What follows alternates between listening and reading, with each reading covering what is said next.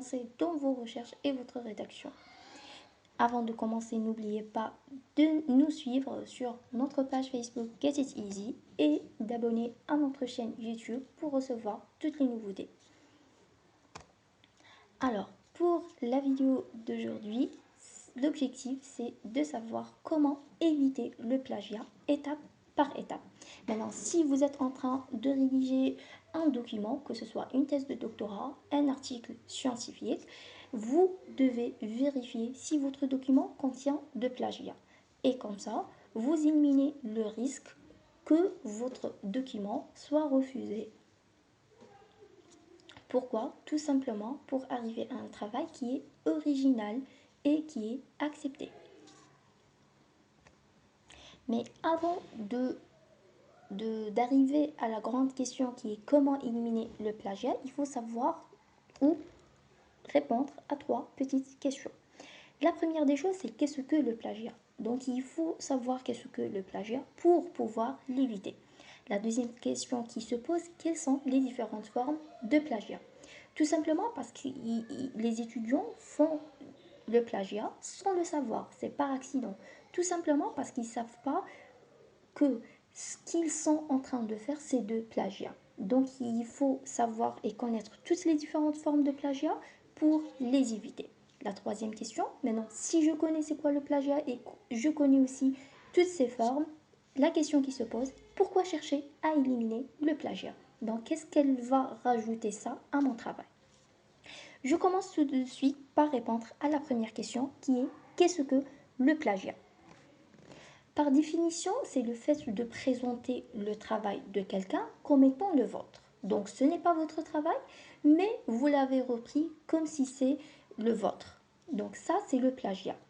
Donc pour nous, dans le cas universitaire, pour les articles scientifiques, les mémoires et surtout les thèses de doctorat, reprendre les idées d'un auteur est autorisé, sauf à condition d'indiquer l'origine de l'idée ou la source originale, ce qu'on appelle la référence. Donc, si vous êtes obligé de reprendre une idée, une information qui a été déjà publiée dans un livre ou dans un article, dans votre document, automatiquement, vous devez noter la référence, sa source originale, qui correspond à l'auteur original qui a déjà dit cette information. Donc, n'oubliez pas de référencer votre document. La deuxième question, quelles sont les différentes formes de plagiat? Alors, il existe différentes formes. Je vous ai pris 4 que je vois qui sont importantes. Pour la première, c'est la traduction. Maintenant, si vous pensez que vous pouvez reprendre un paragraphe ou un texte juste après l'avoir traduit, je vous dis que non, ça ne se fait pas. Tout simplement parce que reprendre un document ou un paragraphe, un texte traduit, sans référence, ça rentre dans le cadre de plagiat. Tout simplement parce que les logiciels qui font la vérification, les logiciels qui vérifient le plagiat, ils comparent votre document avec des bases de données de milliers et de milliers d'articles et de livres, des sites web, etc. Mais ils ne le comparent pas seulement avec une langue, mais avec plusieurs langues. Donc, ça rentre toujours dans le cadre de traduction. Pardon, de plagiat. La deuxième, c'est la citation et la paraphrase. Alors la citation, par définition, c'est le fait de copier mot à mot un texte dans votre document. Dans ce cas, vous devez le reprendre soit entre guillemets, soit entre parenthèses, et de mettre la référence à côté de cette citation. Donc, le fait d'oublier les guillemets ou les parenthèses, vous êtes dans le plagiat. La paraphrase, c'est autre chose. La paraphrase, c'est autre chose. Pourquoi? La paraphrase, c'est le fait de modifier une information et de la reprendre après l'avoir modifiée. Sauf qu'il ne suffit pas paraphraser, il ne suffit pas de modifier un ou deux mots. Par contre, de reformuler toute l'information, même la structure du paragraphe et aussi l'enchaînement ou l'ordre des idées. Donc, vous devez reformuler tout pour dire que vous l'avez paraphrasé. La troisième, qui est la plus importante, l'autoplagiat. Donc, l'autoplagiat, c'est de s'autoplagier. Donc, c'est de reprendre vos propres informations sans citer l'information. Pourquoi? Tout simplement parce que vous l'avez oublié, que vous avez déjà publié par exemple une information dans un article et vous êtes en train de rédiger un autre article et vous avez pris votre propre information. C'est vrai que c'est votre information, mais une fois qu'elle est déjà publiée, ça ne devient pas une information, juste une information. Vous devez aussi, même si c'est votre information, vous devez mettre la référence de cette information. La quatrième, elle est aussi importante, c'est l'utilisation des illustrations sans référence. Comment? Tout simplement, quand on dit plagiat, on pense directement au texte et au paragraphe, sans penser aux illustrations qui sont des photos, des images, des graphes, des cartes, etc. Même ces illustrations ne peuvent pas être copiées et collées sans référence, ne peuvent pas être utilisées sans référence, sinon on rentre dans le plagiat. C'était ça quelques différentes formes de plagiat. Il en existe d'autres, mais je vois que ces quatre sont les plus importantes à éviter pour ne pas tomber dans le risque de plagiat. Maintenant, après avoir connaître la définition de plagiat et ses différentes formes, il y a une autre question à répondre, c'est pourquoi chercher à éliminer le plagiat? Tout simplement, si votre document ne contient pas de plagiat, ça va donner une valeur à votre document. Ça rajoute une valeur importante. Et le revuevor, il faut savoir que la première des choses qui font les revuevors pour évaluer un document, c'est de vérifier le plagiat. Donc si le revuevor ne trouve pas de plagiat dans votre document, il est tranquille et il est sûr que le travail qu'il est en train de le corriger et d'évaluer, c'est un travail original et qui n'appartient à personne sauf l'auteur principal. Et dans ce cas, bien sûr, l'objectif, c'est que votre travail soumis, que ce soit un article ou une thèse, qu'il est accepté.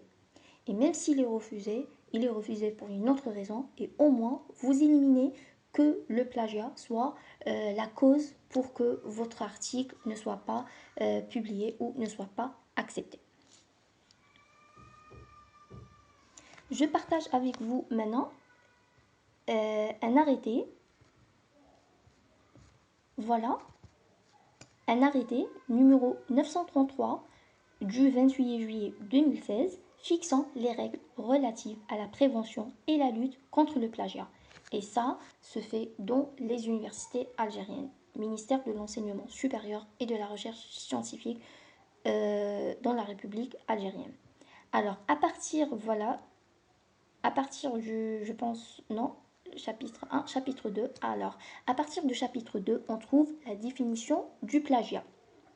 L'article 3 dit, au sens du présent arrêté, il est entendu par plagiat tout travail établi par l'étudiant, l'enseignant-chercheur hospitalo-universitaire, le chercheur permanent ou quiconque participe à un acte de falsification de résultats ou de fraude revendiqué dans les travaux scientifiques ou dans n'importe quelle autre publication scientifique ou pédagogique.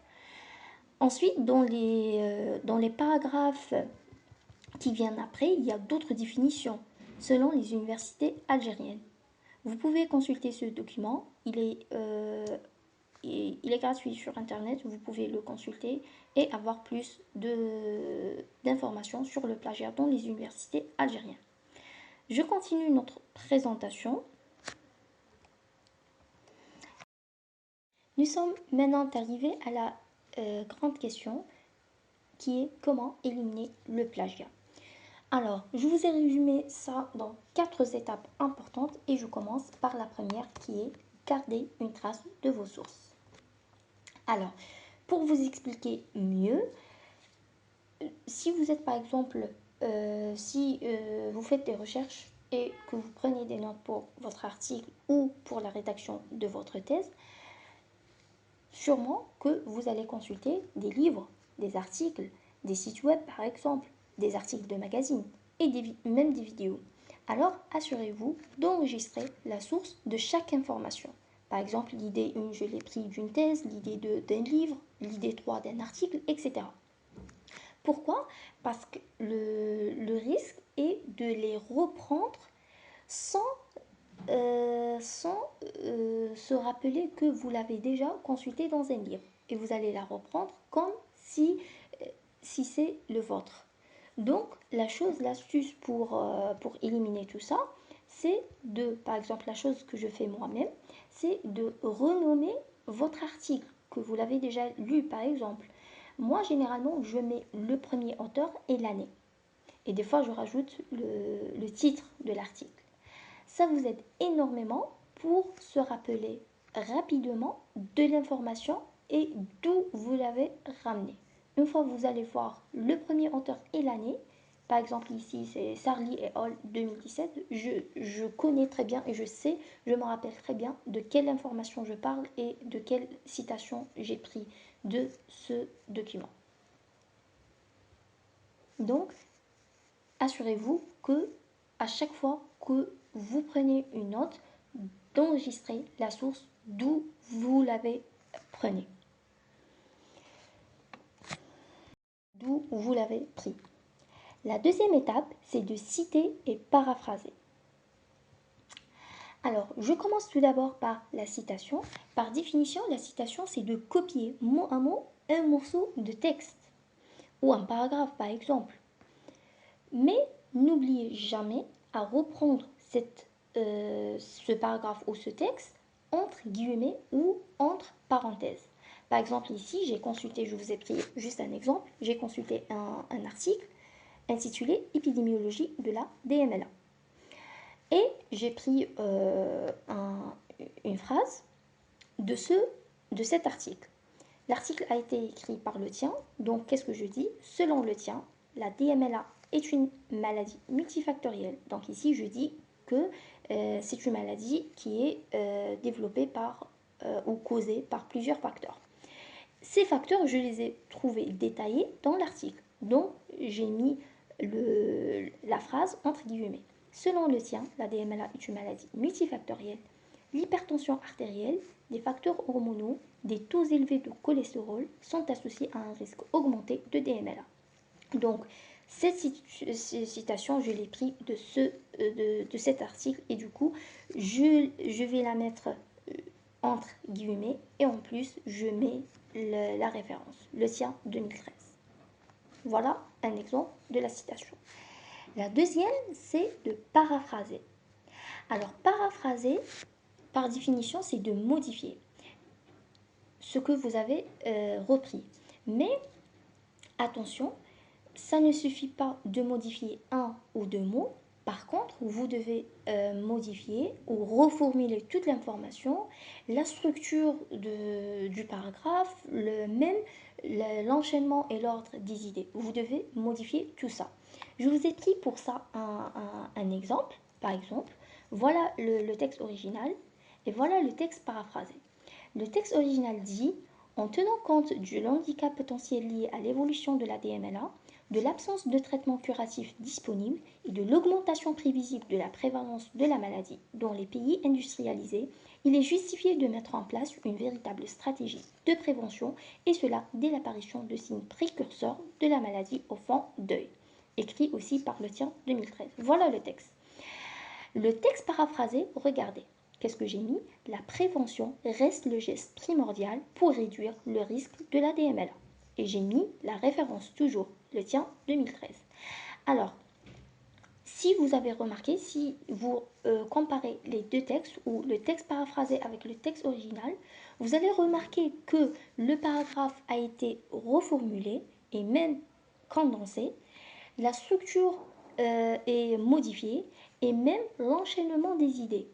Donc, quelqu'un qui a lu ce texte il comprend très bien cette idée que la nécessité de la prévention. C'est ça l'idée.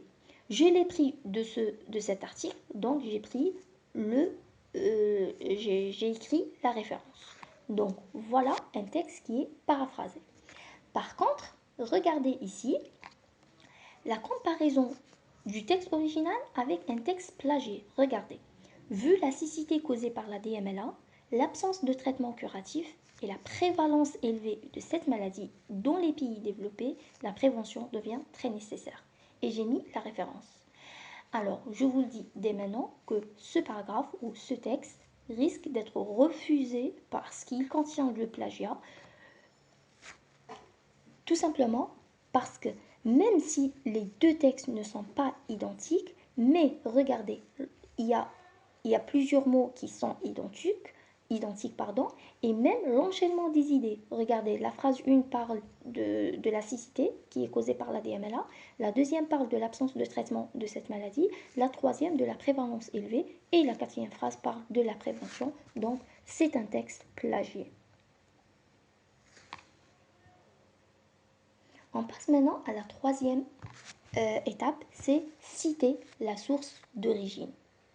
Il ne faut jamais oublier de mettre la source d'origine ou la référence. Regardez, je vous ai pris un exemple, une capture d'écran d'un texte avec ses références. Dans le texte, si vous remarquez, il y a ici des chiffres 1, 2, 3, regardez 5 par exemple, etc. Ce sont des références. Et devant chaque information, il y a une référence. Et cette référence, ça doit correspondre à une référence plus complète dans la liste des références qui vient à la fin du document. Bien sûr, ces références ne sont pas écrites manuellement. Il y a des logiciels qui font la gestion et vous aident à bien écrire vos références automatiquement. Parmi ces logiciels, c'est Zotero, c'est Mendeley et EndNote. Je vous ai déjà présenté une vidéo qui parle de la gestion des références bibliographiques automatiquement avec le logiciel Zotero et prochainement avec les autres logiciels Mendeley et EndNote. Voilà un autre exemple parce que avec l'exemple de citation avec le style APA, American Psychological Association. Pourquoi? Tout simplement parce que c'est une citation qui est plus demandée par les revues. Alors voilà la citation dans le texte. Voilà le texte et à la fin il y a la citation. Toujours c'est le premier auteur et all et l'année de la publication de l'article. Et cette citation correspond à une citation plus complète qui, dans la liste des références, bien sûr, il y a la liste des auteurs, suivie par un point, l'année de la publication, un autre point, le titre de l'article, puis un point, ensuite le nom de la revue ou du journal, suivi, virgule, la page, le volume et la page. Donc voilà un exemple comment écrire une citation avec le style APA. Maintenant, après avoir suivi toutes ces étapes, à la fin et avant de soumettre votre travail, vous devez vérifier le taux de plagiat dans votre document et comme ça vous permet d'identifier toutes les parties où vous avez oublié de mettre par exemple une citation ou une référence, etc. Et vous êtes tombé dans le plagiat. Donc vous devez toujours vérifier le plagiat avant de soumettre votre document. Alors, bien sûr, ça se fait grâce à des vérificateurs de plagiat. Ce sont des applications ou des logiciels en ligne. Certaines sont payantes et d'autres qui sont gratuits. Il y a même des logiciels qui sont même payants, mais vous pouvez profiter des offres gratuites de ces logiciels. Il faut comprendre une chose, comment ces logiciels fonctionnent pour pouvoir éviter le plagiat.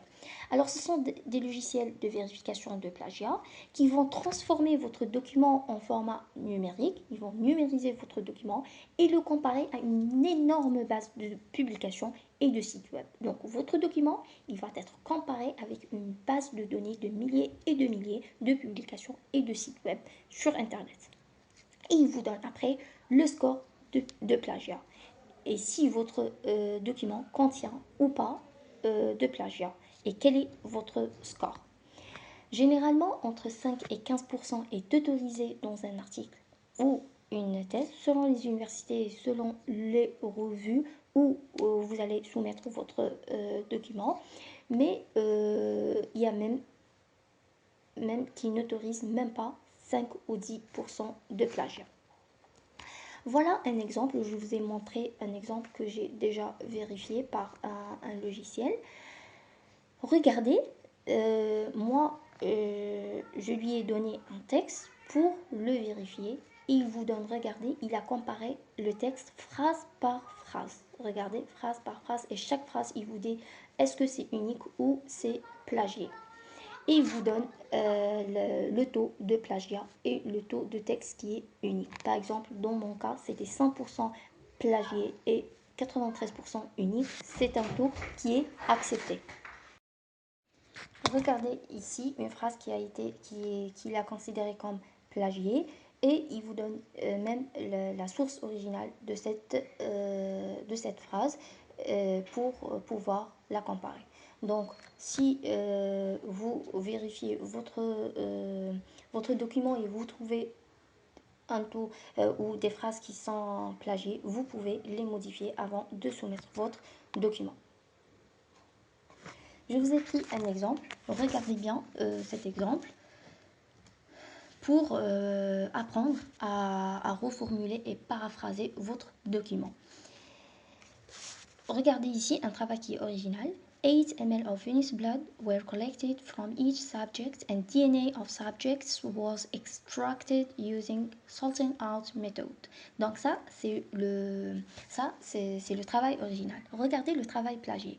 We collected 8 ml of venous blood from recruited subjects and DNA of subjects was extracted using salting out method. Alors ici, regardez. Tout ce qui est noir, c'est pas identique. Par contre, ce qui est en rouge, c'est la phrase qui est identique. Regardez, si je compte le nombre des mots qui sont en rouge, 1, 2, 3, 4, 5, 6, 7, 8, 9, sont les mêmes dont le texte plagié. Sont les mêmes, même l'enchaînement des mots. C'est pourquoi le logiciel, il va la considérer, cette phrase, comme plagiée. Par contre, regardez, pour fragmenter un petit peu la phrase et la paraphraser, regardez ici, je compare le texte original avec le texte unique. We collected 8 ml of venous blood from recruited subjects and we used salting out method to extract DNA of these subjects. Regardez ici, au lieu de reprendre les 9 mots avec le même ordre, j'ai rajouté un mot entre chaque 2 à 3 mots. Et regardez, ce qui est identique reste juste 3 mots, après 2 mots, après un seul mot.